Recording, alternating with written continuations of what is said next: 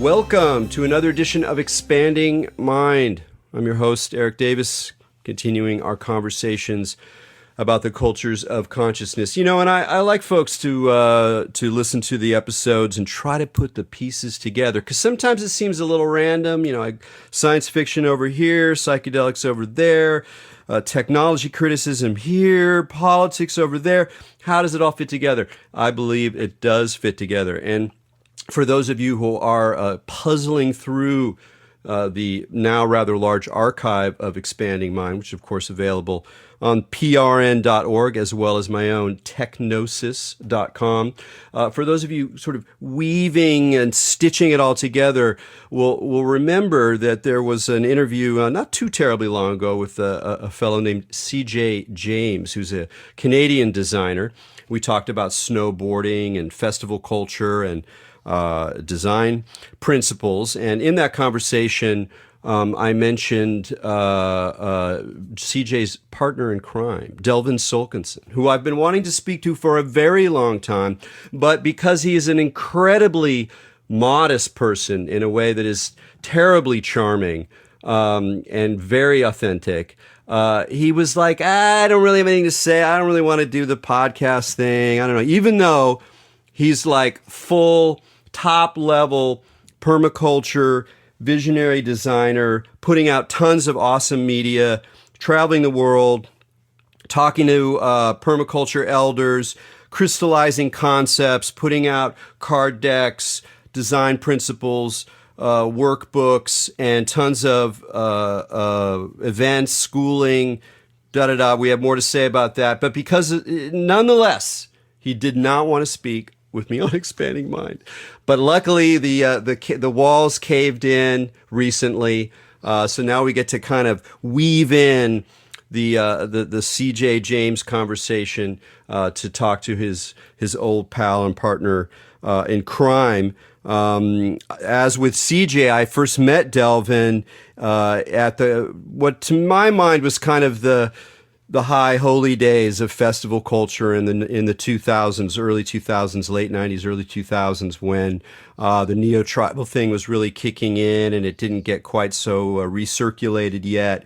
And going up to BC and meeting these characters, really immersing myself in really one of the more creative, self-consciously, creatively designed subculture experiences I've ever had. And a lot of it had to do with CJ and Delvin taking the kind of nebulous mysticism and indigenous inspiration and underground dance culture memes of that period of time and crystallizing them into maps and models that could then be sort of re-injected into the scene and bringing everything up into this kind of weird parallel world that almost felt like a kind of another dimension, a sort of elven techno dimension that was manifested in their language and in their design products. CJ was doing, a lot most of the graphic design, but Delvin was kind of the mind mapper, the master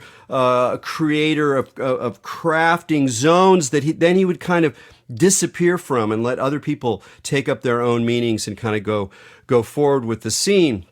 And, it was an incredibly inspiring time hanging out with them and going to places like Boom. There was a big BC contingent for a number of years at the Boom Festival where they helped set up their own kind of speaker spaces. And there was this period where there was a flowering of a lot of discussion at festivals about, transformative potentials, new ways of organizing society. And it really felt like to some degree still does feel like the festival culture is a place to incubate ideas that can go beyond subculture, go beyond hedonism, and really start to impact the world. And one of those main meme spaces or cultural principles or educational currents was permaculture. And permaculture became something you'd see at a lot of these workshops, speaker spaces at festivals.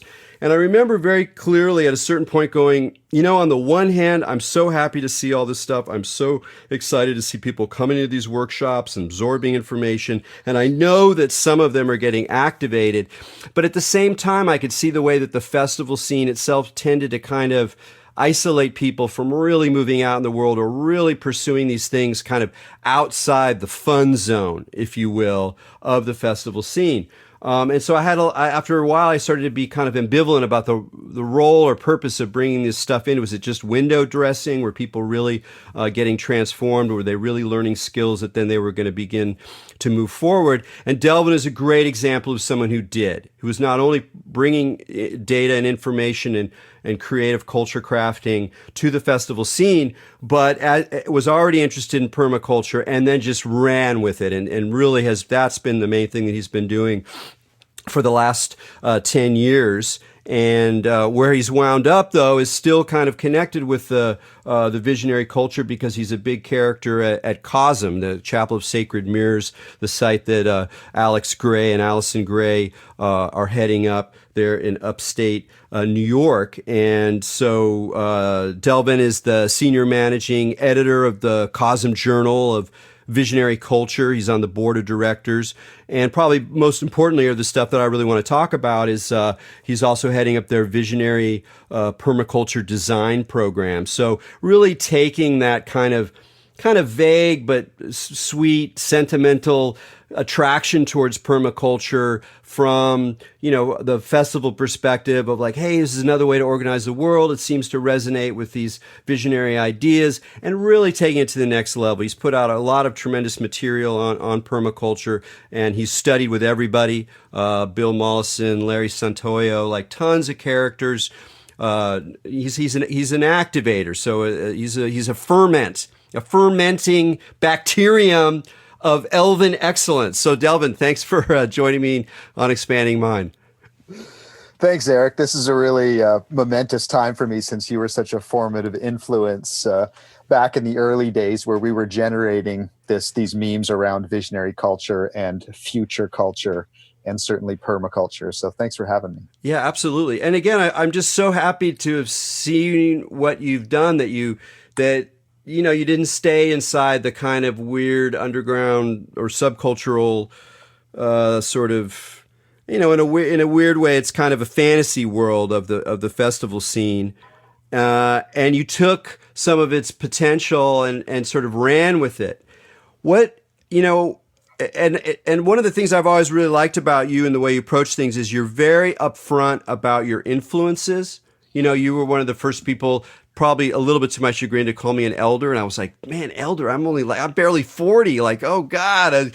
But you did it in such an awesome way that made me realize that it made me pay more attention to the need to be conscious about what knowledge I hold, what knowledge I am transmitting, what knowledge has been transmitted to me, and being clear about that and being true to those kinds of transmissions in a way that I think postmodern culture tends to undermine. You've always been very clear about your influences and very clear about honoring the teachers. And that comes through in your permaculture materials, which are a great introduction to permaculture, but also, and part of the reason they are is because you clearly absorb so much from so many amazing figures that you can really synthesize and map in a way that brings people, into the conversation. So I guess I'd like to start out talking a little bit about your journey as you got deeper into the practice, philosophy of permaculture, both in terms of your own working with the land and working with gardens, but also beginning to travel the world and meet these incredible characters, Well, you were certainly a big part of the journey. I mean, Technosis was a real landmark and a touchstone. I met CJ James and Nasco Ripple at Simon Fraser University, and we were all doing cultural studies, and we were in the festival scene. We had a collective called the Tribal Harmonics Collective that did micro festivals and events. And I was paying my way through school by gardening. And as we started to travel and get involved, I think we met you even maybe in San Francisco. We were also in the sort of psychedelic conference circuit that John Hanna was putting together and others.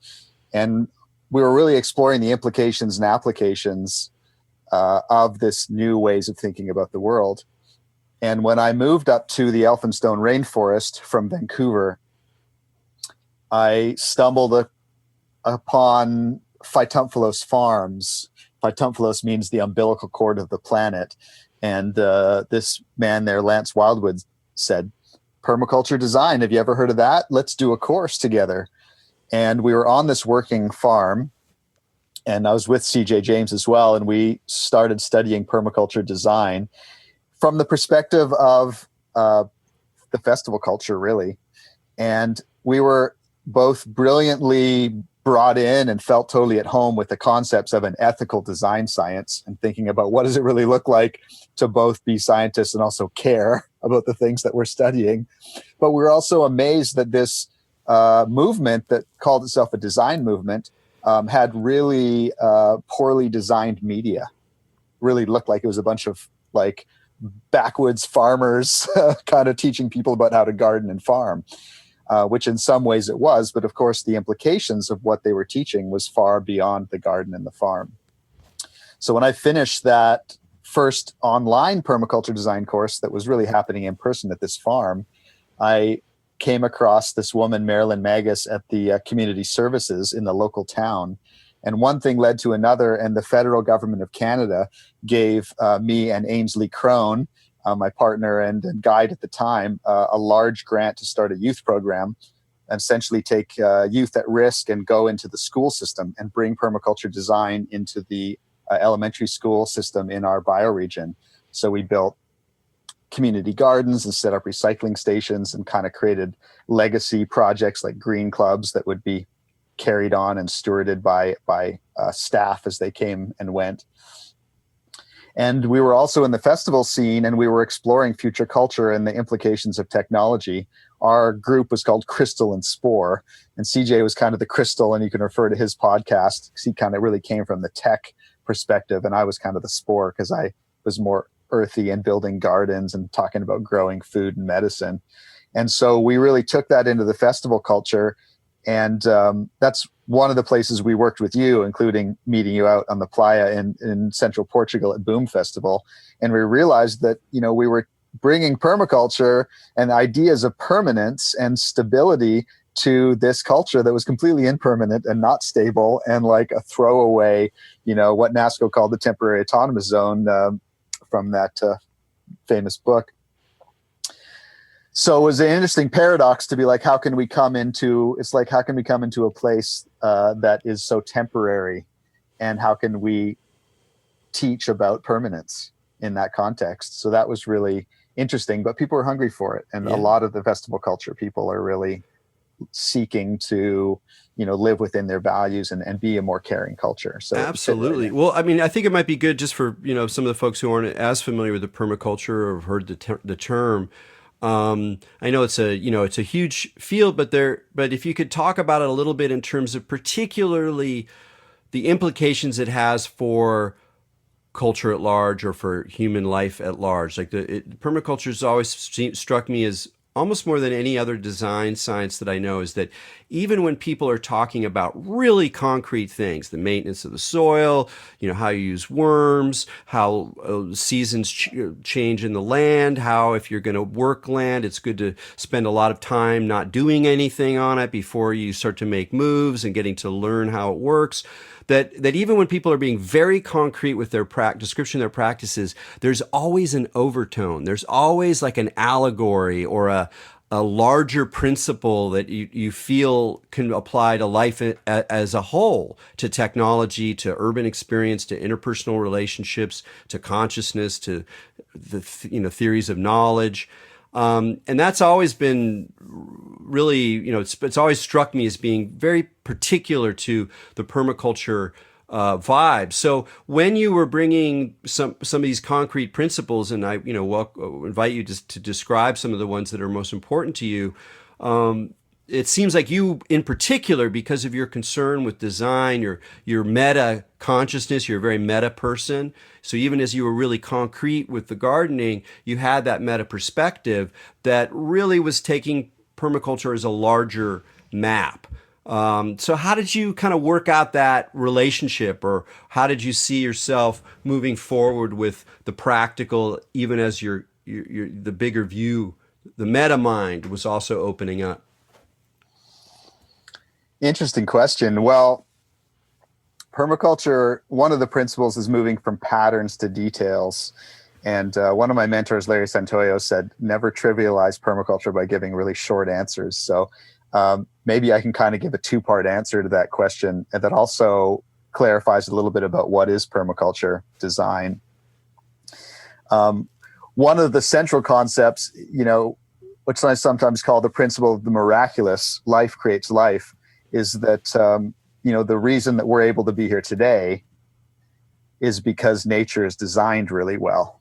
And certainly if we both left the spots, and if the listeners left the spots where they are right now for 1,000 years, things would get better and better and better. You'd have a ancient rainforest before long with increasing diversity of plants and animals and insects, and that natural ecosystem would clean the air, it would clean the water, it would build the soil, it would address the ecological problems that we're facing, restabilize the climate. And the reason why, nature is so successful, and the reason why we're here today talking, is because nature's designed really well. And I think indigenous people from all the beginning of time, from the beginning of consciousness, and modern scientists as well, really look to nature through direct observation and realize, wow, nature is an operating system. I call it OS Gaia 2019 because it's changing and evolving each year. And like all operating systems, it can be reduced to a set of principles. And these principles are drivers, design drivers for what's happening.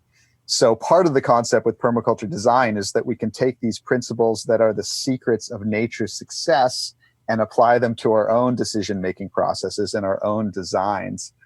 And the idea is, in the same way they do that for nature, maybe they can really help us to, save time, energy, and money, live in alignment with our values, and essentially make better decisions that create more permanent cities, farms, gardens, more permanent places and habitats for humans and everything else to live. But Toby Hemingway is one of the teachers that was really influential on me. I studied with him in Portland and in Vancouver. And he had a primer that I thought really explained permaculture well in a more detailed way. He kind of looked at resources and energy on the planet and divided it into three things. He said there's degenerative resources. These are resources that when you use them, they're used up. And when you use them, the world around is polluted and degraded. So degenerative resources would be things like oil and natural gas, nuclear energy.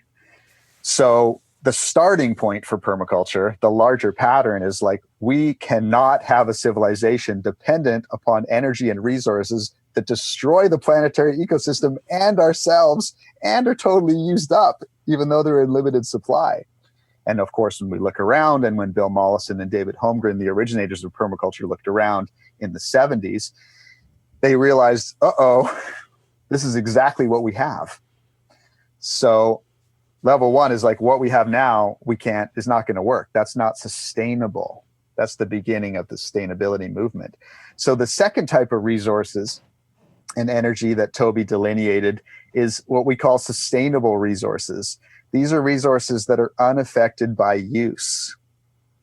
So it might be things like trees, water, hydroelectric energy, solar energy, wind energy.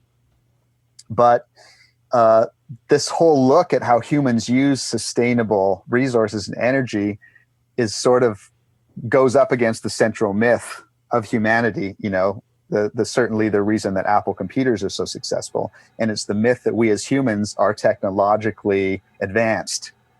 And I mean, nothing could be further from the truth. Certainly we're more, we will be seen in the future like we see cavemen now, because our ability to use these sustainable resources are totally unsustainable. The solar panels, I mean, within 5 years, we throw them in the landfill because the new solar panels are 50 times more, efficient. Of course, they're made with rare earth metals, mined by people in the developing world and sold to us for pennies on the dollar.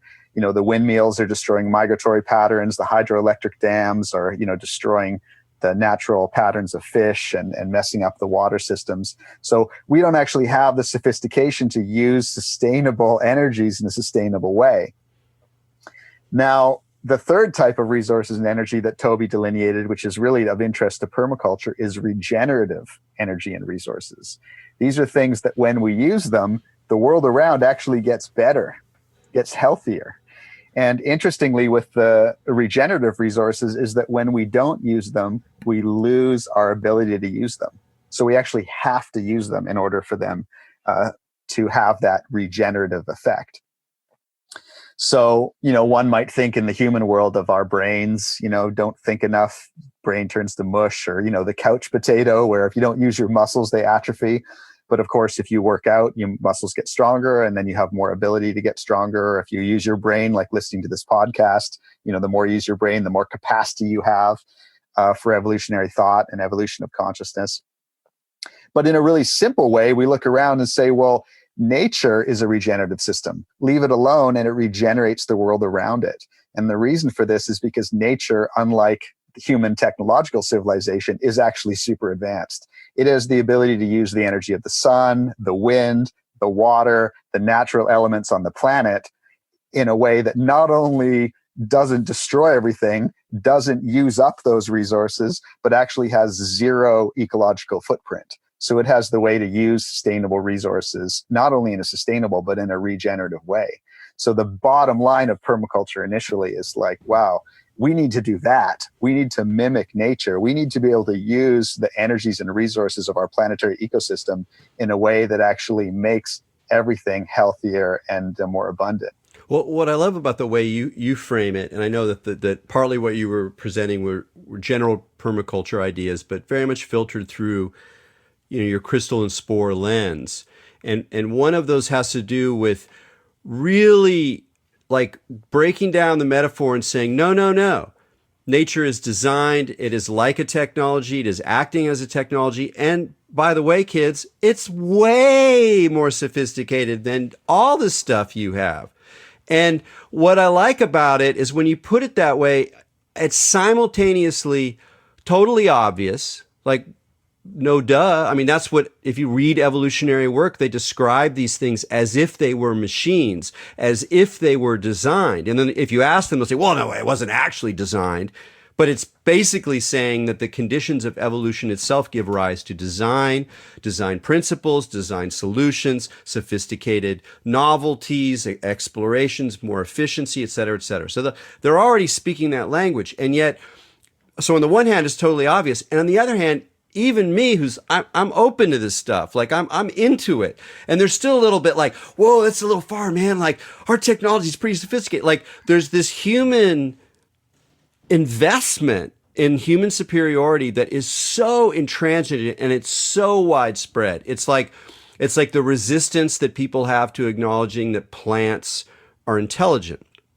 I mean, it's totally obvious that anything you want to say, intelligence is this, it's that, it's signaling, it's planning, it's making decisions, it's having a memory, it's helping out others, all of those things, totally clear the plant world does it. No argument about it. And yet, even people who are kind of already signed up generally with this kind of worldview are like, well, I did plant intelligent, I don't know. I mean, they're cool, but, so by framing it in this kind of futuristic way, where it's like we're already on the spaceship is already like super evolved, let's get into it. You kind of break down what I think is one of the things that has helped but also hindered not just permaculture but environmentalism in general, which is this sort of ingrained, like this hatred of technology of the modern world so much that you just kind of romanticize and want to go back and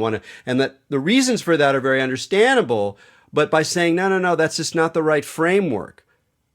It really like makes it pop in a way. And I mean, I can only imagine that when you frame things that way, you see the lights open up in people's eyes when you're doing your workshops and presenting your materials. Cool. Yeah, absolutely. I mean, well, let me throw in a principle or two, just because we talked about design principles, to bring it down to the details now that we've hit the patterns. Sure. You mentioned Bill Mollison and Larry Santoyo, which are two of my favorite and most beloved teachers. So maybe I'll take a page from them. One of the design principles that Larry Santoyo has taught me about, he calls create conditions. And idea as designers, that it's really it's kind of a Taoist idea, really, is that we're trying to create the conditions for things to happen. So again, with this human centric concept, we think, oh, we grow plants. It's like, we don't grow plants. We're not gods. Plants grow themselves, but certainly we can create the conditions for plants to grow more successfully. And in permaculture design, we're really looking at, like, what are the conditions for a successful business? What are the conditions for a loving relationship? And by studying the conditions that exist for successful relationships or businesses, then we can apply those to the new ones that we're creating. And we can really help to create the conditions for success.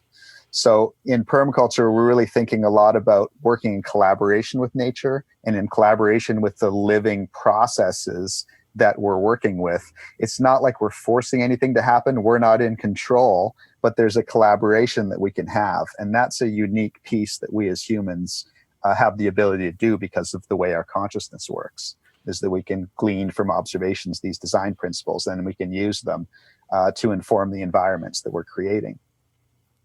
Bill Mollison, who I did extensive study with, that was my mentor for my first diploma and my master's in Tasmania. One of his original design principles is problems are solutions. And I think this really speaks to the creativity in the permaculture paradigm, or post-paradigm, as I like to call it. Oftentimes, the way that we approach problem solving in normal design science is, here's a problem.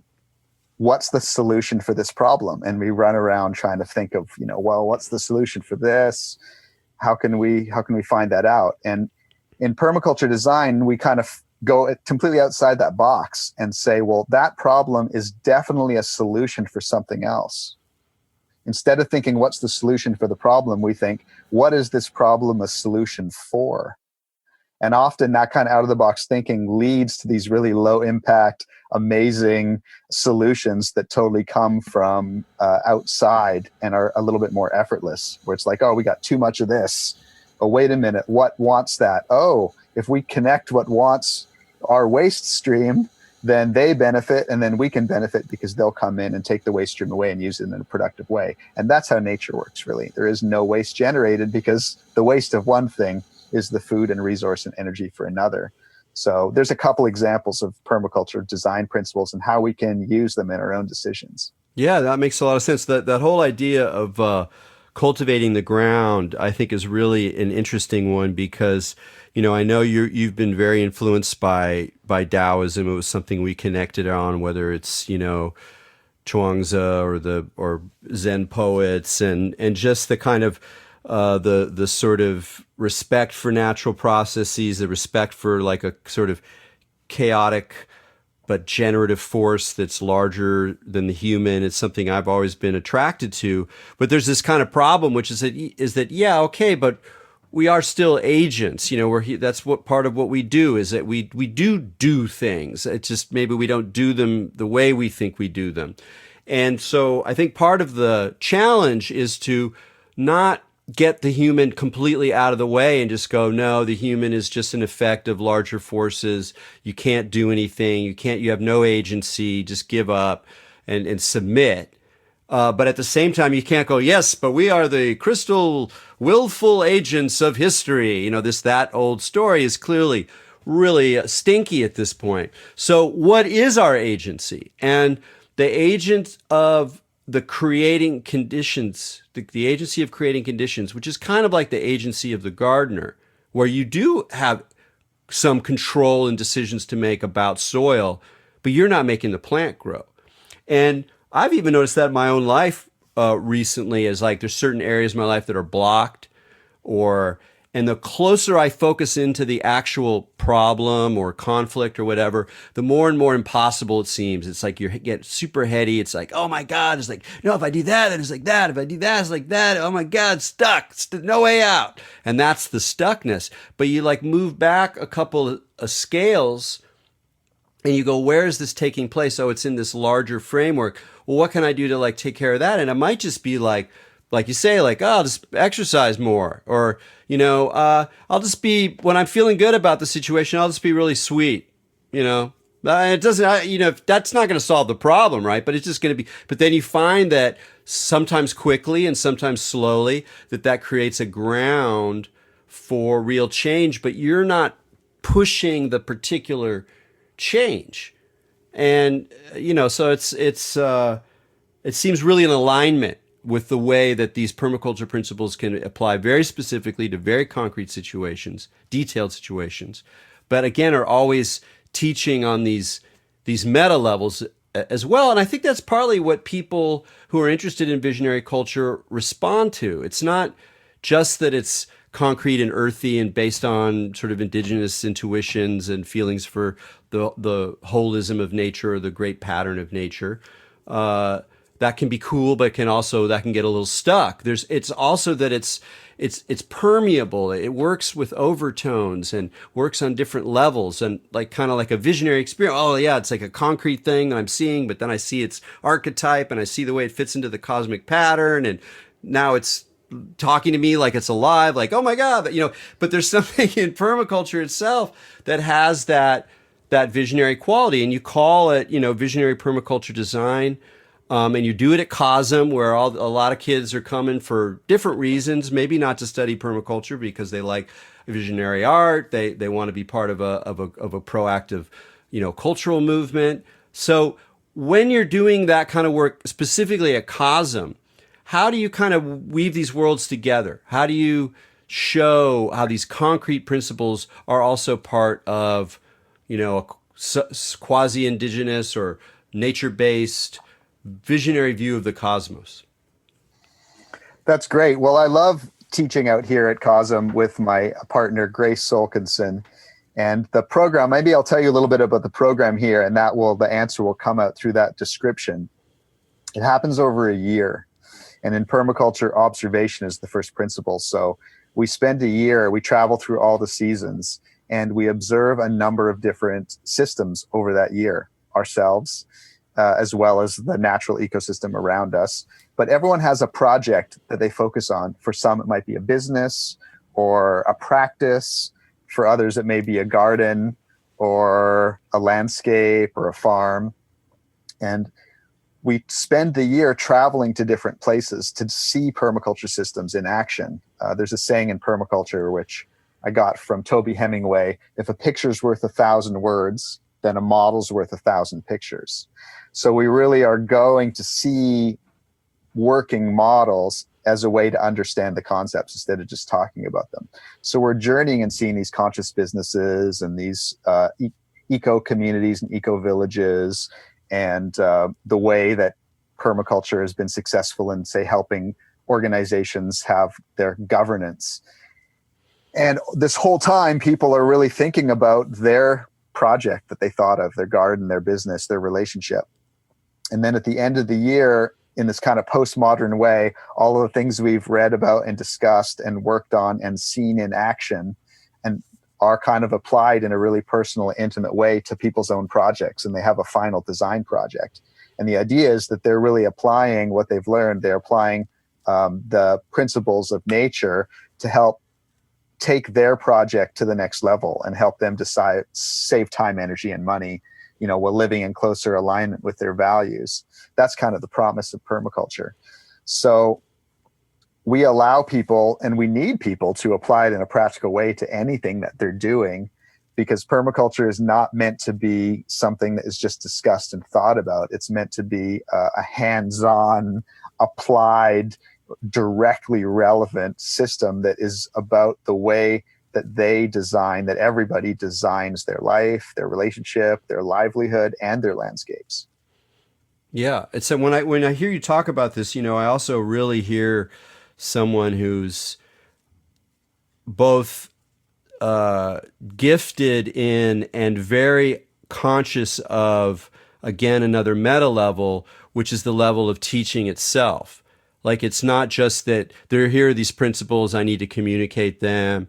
There's different ways of communicating them. We could do X, we could do Y. But that there's a sense that part of what the permaculture lore is, or the kind of model is, has to do with teaching, with how we teach each other. And one of the things, if people go to your website, visionarypermaculture.com, just to, even if you're not into permaculture, just to look at the design, the way in which you present material, has a real freshness to it, because it reminds me, on the one hand, of some of the creative educational strategies of the 70s, stuff that came out of not the hippy dippy side of things, but the kind of like eco maker, hacker, whole earth review, Bucky Fuller, that kind of design world. It reminds me of that. But at the same time, there's this new school freshness to it that I don't see very much these days. We're not as much as I'd like. Maybe I'm looking in the wrong place. And then along those lines, you've created these great booklets. And then, one of the things I wanted to talk about is this, these cards that you produce. Like, you got this way of communicating permaculture principles through these permaculture design cards that are, they play with the whole zone of the card, whether it's a tarot card or Magic the Gathering card or whatever, the whole like language of the card as a sort of vehicle for, again, a kind of new school, old school way of communicating information. So I just love to hear how like the idea of a card deck works for you, because I think that's one way to get to understand a little more about how you approach the whole work of teaching and transmitting information, and transmitting not just information, but the larger patterns that make information sing. Beautiful. Well, this is actually the culmination. I'm 16 years deep into my graduate work. I'm just completing my doctorate in permaculture education.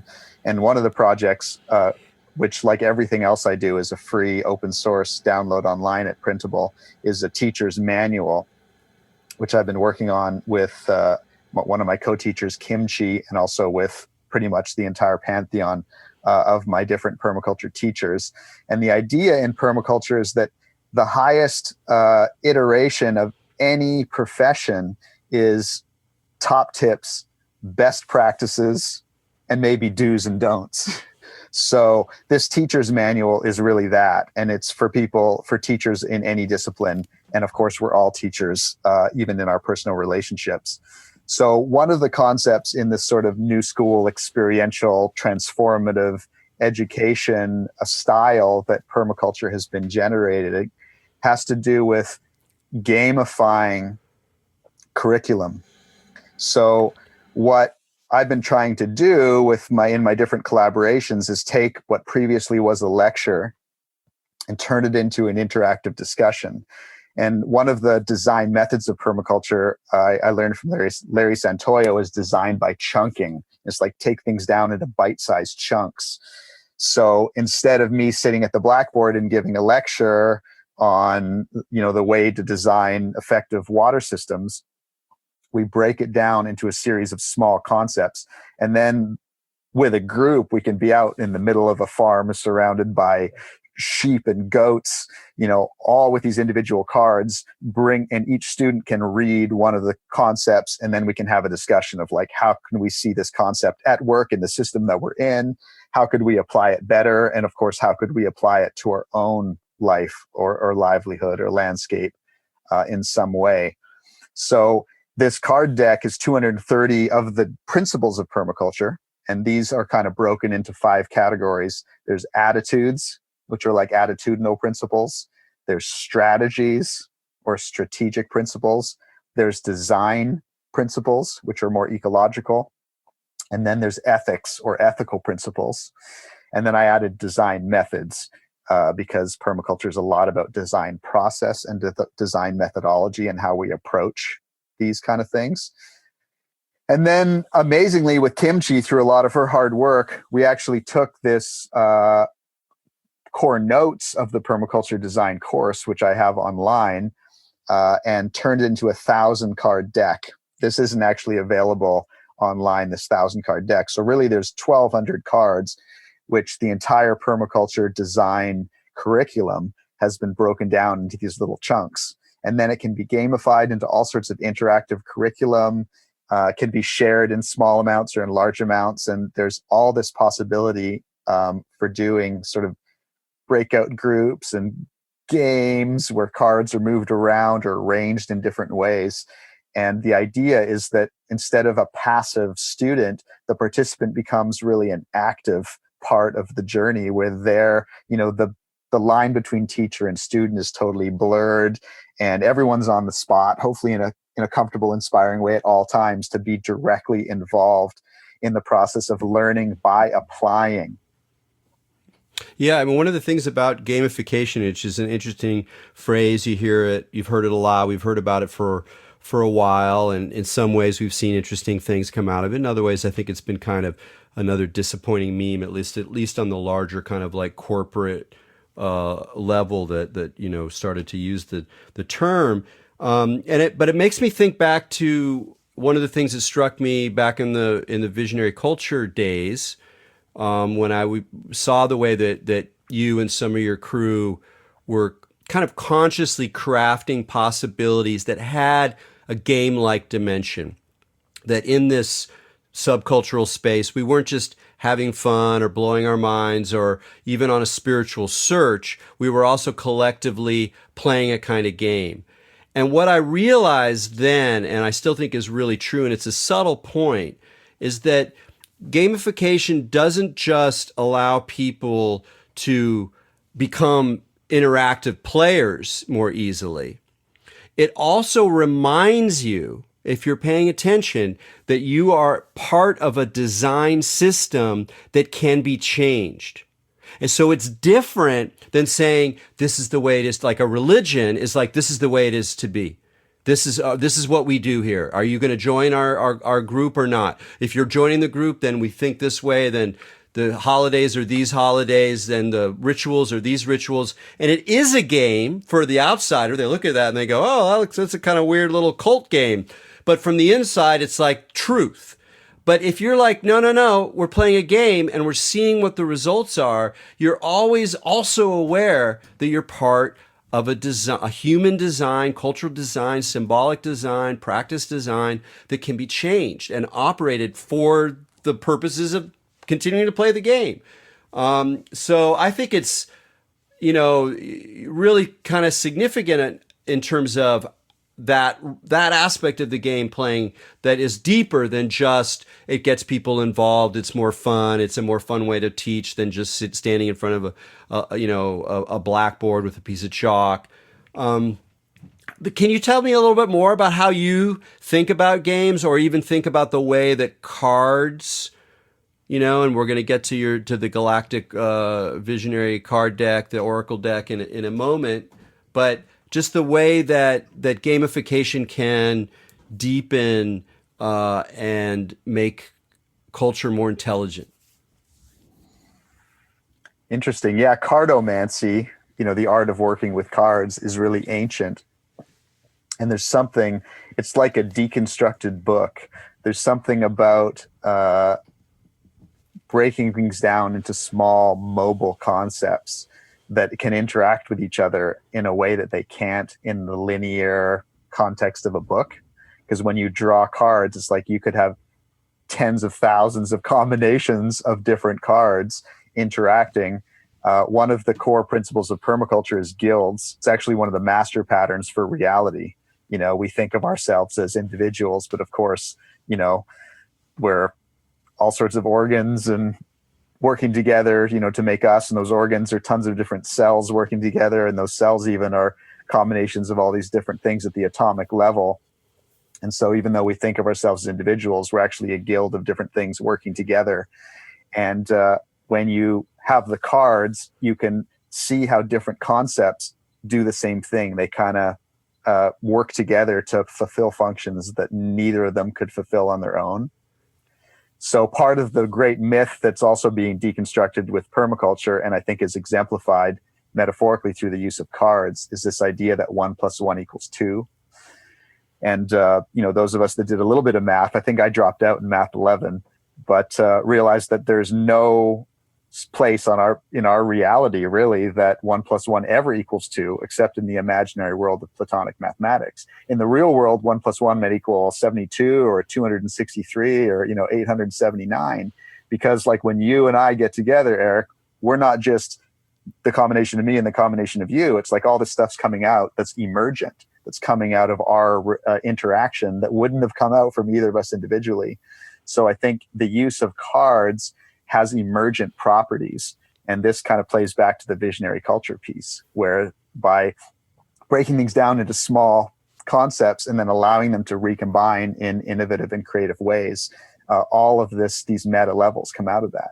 Yeah, when really what that makes me think of, is just to jump registers, is just the way that, the way you can approach something like your personal altar, like the way that like if you're changing your alt, you got an altar in your house, you got this object, this thing from this other point, this God form, this card from a tarot deck, this kind of incense, and then I'm going to mix it up, see what happens if I swap this out with this thing. And you realize that part of what spirituality is for a lot of people, to use kind of a crappy word, but we don't really have a better one, part of what that seeking is kind of playing with the different dimensions of the guild, which is why something like the tarot has taken off so much in the last 100 years, and all these different kinds of decks, all these different ways of playing with that language, because it's such a great mechanism, which is not even quite the right word, but a great format, a great art form for playing with this emergent multiplicity, which is such a key part of things. And so, I mean, it makes sense that cartomancy, is part of your way, which brings us to the Galactic Trading Cards, which is part of the reason we're here. It's a project you've been doing for a very long time. So why don't you just talk about how the project began and why you decided to kind of finalize it, or at least bring it to a completed deck form at this point, even as you're doing all your permaculture work.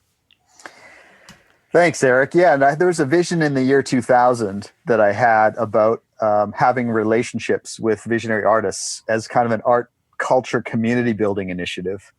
And the idea was to bring all these artists together and create a media vehicle for sharing art of vision, for sharing art that was about the inner and the deeply outer, was about people having these flash or experience where they saw something that they'd never seen before that was utterly novel and inspired awe and inspiration, and really fueled their own creative process of making more art, music, dancing, whatever forms of creativity that they expressed.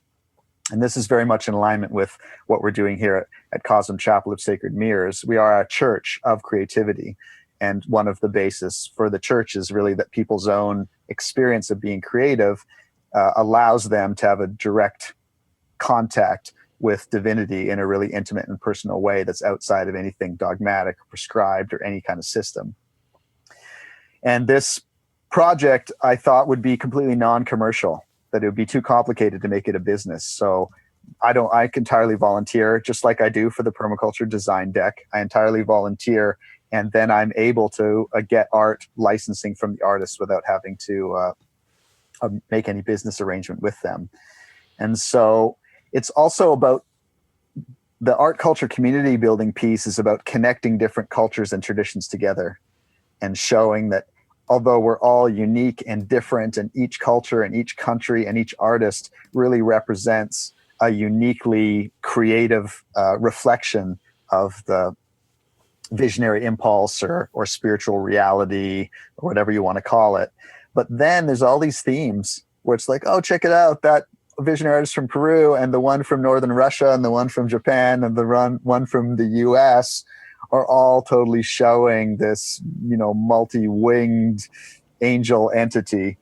And so it's about also showing that we're all connected and that there's some kind of similitude that we're all kind of tapping into, and that it's not just that our imagination is something that we're generating. It's that the imagination, in a very kind of Terence McKenna-like way, is that, maybe we're tapping into this other dimension of imagination, which has its own reality and has its own collectiveness.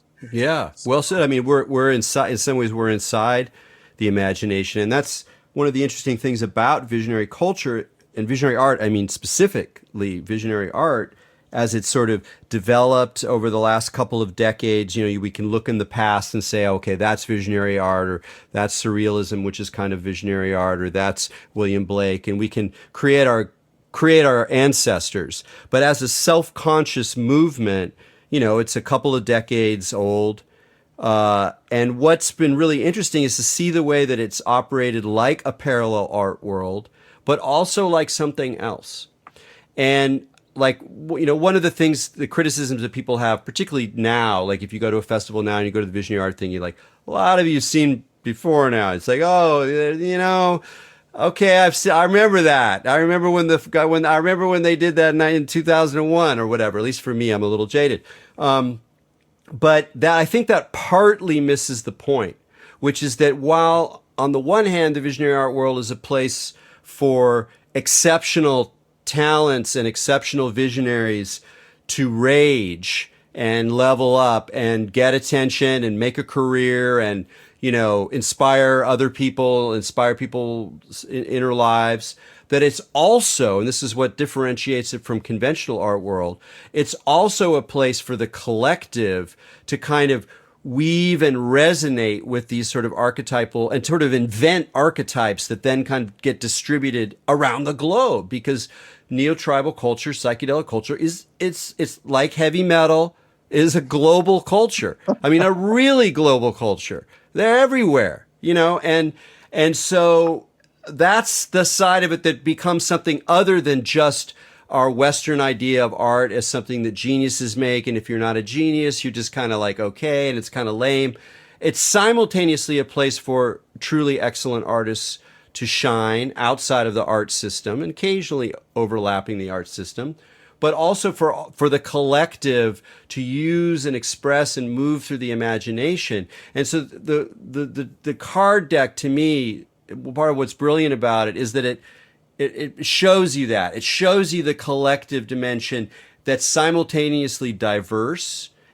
Some of the images I'm way into, some of them aren't my taste, but the overall vibe, the world that we're in when we're in the domain of the galactic deck, it's a collective space of a kind of imagination that we're both inventing and that's inventing us. I love that. That's totally brilliant. So I'm kind of dipping my toe into this crowdfunding paradigm because I'm just living as an art monk, volunteering full time at Cosm's Chapel of Sacred Mirrors right now, and I'm doing this non-commercial project, and I'm exploring like, hey, could I just sound the call to my creative community, and would people just pre-purchase cards in order to allow me to get the printing and design costs? Because that's really manifesting the miraculous. I mean, that's the ultimate postmodern empowerment for young artists and creatives, is to be like, I don't have any money, resources, but and I'm not even asking for donations, but is it possible now through the miracle of the internet and podcasts like this to actually do creative projects that are non-commercial and have them just miraculously appear out of nowhere by people pre-purchasing? I mean, musicians are using it, videographers are using it. It's really an amazing addition to empower the sort of post-festival culture or visionary culture that we're talking about, by allowing people to have visions and then turn them into realities by sort of tapping the network. Yeah, and I also wanted to mention that, in addition to just being like trading cards where you see an image from an artist and you get information about them, where they come from, and you get a cool image, you've also added all these layers, and I've seen there's like been multiple iterations of the deck over the years. And now there's this kind of whole level of like layered intelligence that is, or, is like a tarot deck, is like an oracle deck, where there are different, sort of categories of different cards. There's different symbols. There's different colors. There's a richness and intelligence to the deck as a whole that really invites people to use it, as well as just more than just to collect it or just to look at the pictures. There is that same kind of pragmatism, that kind of design pragmatism that we were talking about earlier with permaculture. Here it's sort of like a visionary pragmatism, like, hey, you can actually navigate this world partly through this deck, through this sense of images that have their own, little figures, buttons, pull down menus. The whole kind of language of like information surfing is kind of layered into this archetypal world, which is, again, like a really fresh shift, I think, in thinking about the meaning of these visionary images. Well, yeah, it's really similar to permaculture design. I mean, it's its own mysterium tremendum. It is a syncretic oracle, which is like part I Ching, part tarot, part Mayan calendar, part sort of star oracle on its own. But the same idea that, I think is really indicative of all good oracles is that they create a type of confusion where you ask a question, you say, I'm designing a relationship, I'm starting a new business, I'm designing a garden, what should I do? And then the answer you get, there is a confrontation with a certain type of confusion of like, well, how does this apply to my question? How does this apply to gardening? And then through this creative process of working through that, you start thinking about your question in a new way. It gives you creative fodder for your decision-making and design process, and ultimately puts you in a better decision to make, to move forward yourself. It doesn't tell you what to do. It just gives you more creative fodder to make the decision yourself. Yeah, that's very, very, very well put. I best of luck with it. What do we got, like 15 days left or something? Yeah, that's right. Final 2 weeks. Yeah. Okay, I'll put the link on the podcast page, and just to let people know, it's on Kickstarter, Galactic Trading Card Visionary Art Oracle.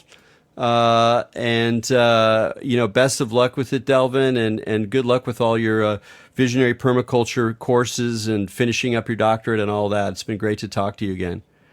Thanks, Erik. It's been awesome talking to you, and I hope we get to feature you again in Cosm Journal of Visionary Culture in an upcoming edition. Absolutely. Yeah, that's another thing you've been on. You're busy beaver. All right, folks. Until next week, keep your minds open.